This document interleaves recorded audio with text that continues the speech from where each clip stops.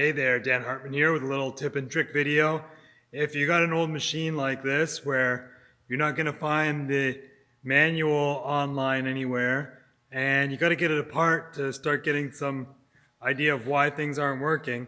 And right now, just put oil in this thing, and I believe this oil bulb here is hooked up to a pump because there's an oil level right here and an oil level down here.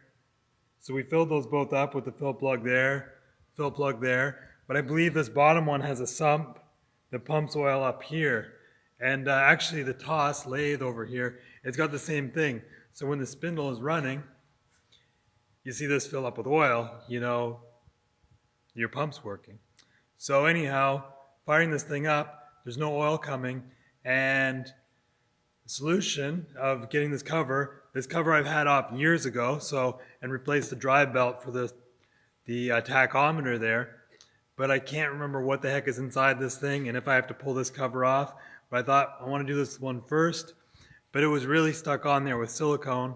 So tip and trick of the day, if you get a cover like this that's stuck on, I just measured this hole and it was just over 10 millimeter. I could tap it for an M12 coarse thread bolt and put this little block of wood up top here, and then with the rolling head pry bar, I was able to just get in behind the head of that bolt there and pull this cover off. Because you try and get in here, that gets messy. Trying to get in there with hammering on a screwdriver or something like that, you'll just break apart that casting. So anyhow, that's the tip of the day. There's a couple other ways you can do this too as far as tapping. It's tough.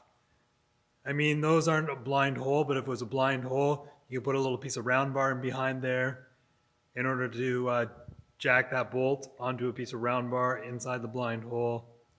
But doing stuff like this, you always just got to keep thinking and be careful you don't tap too deep like I did. Now I got to put a little bit of a longer bolt in that top right-hand corner. But at least when I pull that longer bolt out next time, think, hey, why is that there? And realize that's the one that's threaded for being able to pull the cover off. So hopefully from this point in, it gets a little easier. Please like, please subscribe, and share what challenges you've got going on, and try and make a little video of that if we can. Take care. Bye.